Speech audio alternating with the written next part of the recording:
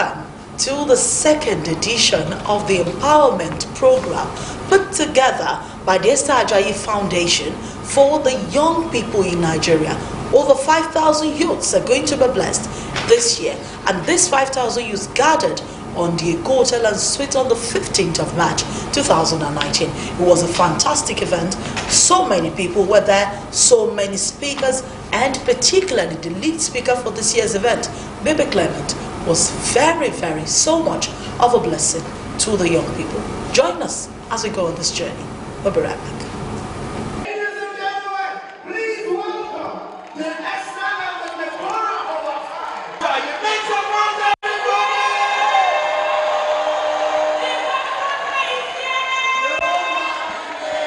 Praise the Lord, come on! Praise the Lord, let the hearers voice. Praise the Lord, praise the Lord, let the people rejoice. Oh, to the Father, through Jesus, the Son, and give Him the glory.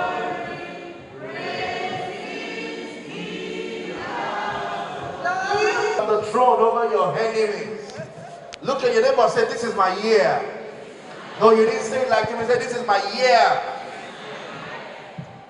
We're excited to welcome to this auditorium a woman, or in Nigeria we say a woman of timber and caliber.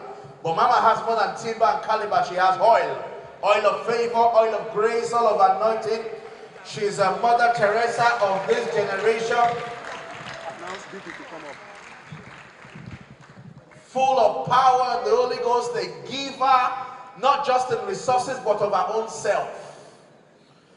There's very few events like this. I don't know if there's even any other like this, that they will not charge money and will give as much content, both in intellectual and in materials, like the parts that all of you are taking home, and will not charge money. Not funded by a bank or corporate. I have not come across it in Nigeria. Ladies and gentlemen, recognize our own Esther, our own Elizabeth, the one who, when we hear her voice or see her, the gift in us lives for joy. Give it up for Reverend Mother Esther Ajayi. Okay, I want to introduce you to poor people. And I want you to listen well, because you might recognize yourself. And again, you remember we're pulling down every vain imagination. So if this is in your life, you need to deal with it and get rid of it. Okay? Let me describe poor people to you. The characteristics of poor people. The fact that you don't have any money in your pocket doesn't mean you're a poor person. Okay? Don't confuse the two. It doesn't mean you're a poor person. Okay. Right, let's go. Poor people pass over opportunities repeatedly. Poor people pass over opportunities repeatedly. If you tell a person with a poverty mindset or poor person, listen, there's this business idea, but you're going to have to come in big, you're going to have to invest big. They'll say, it's too much of a risk. I can't do it. The risk is too high. Yes, the risk may be high, but where risks are high, rewards are high. If you tell a poor person, okay, there's this business you can do, you don't need a lot of money. They say, if you don't need a lot of money, then the returns can't be very good. I won't bother. If you tell poor people, okay, there's this business idea, but it's going to take you 3 years to build the business. They say, 3 years, it's too long. And yet, they will go and work on somebody else's dream, in somebody else's business for the next 30 years of their life. Poor people pass over opportunities repeatedly.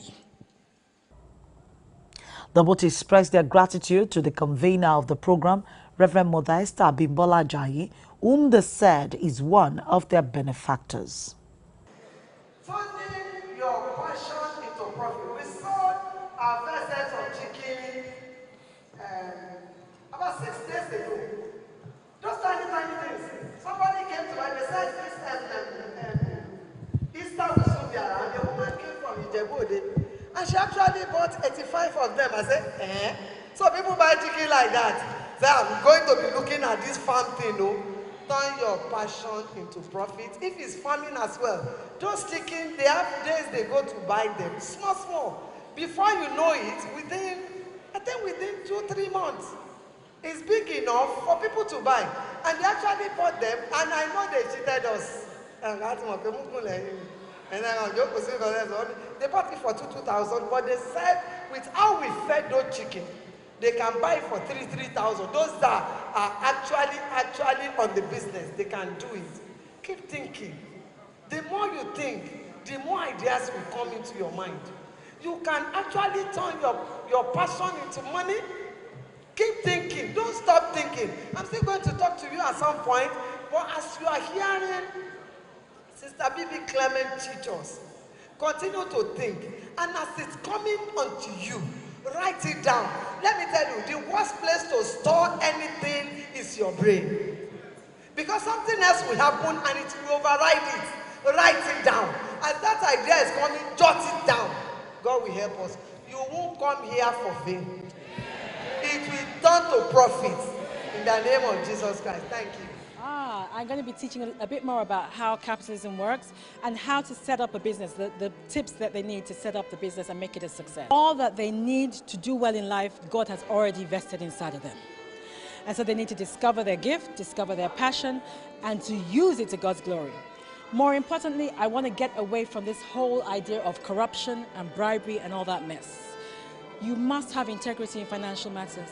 It's too late for some of us, but for the younger generation, we must imbibe in them that they must have integrity in financial matters if they expect God to bless them. I believe in persons that have started something. Yeah. Those that have started already, I had some after the program. Those that have started, they want to do something with their life. You understand?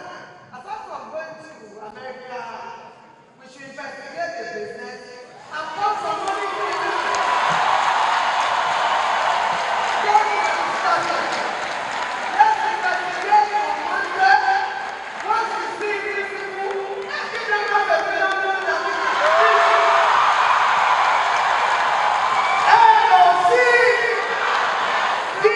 You are going to receive a grant from the Esther Ajayi Foundation to the tune of 500,000 naira.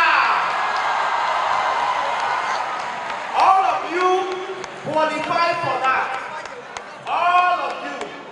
As long as you have the business to show. The parameter for that one is the evidence of your business. How I want them to make use of it is that it's a chain. You understand? You've learned something. Keep training somebody. You are not going to leave everything in the hands of the government.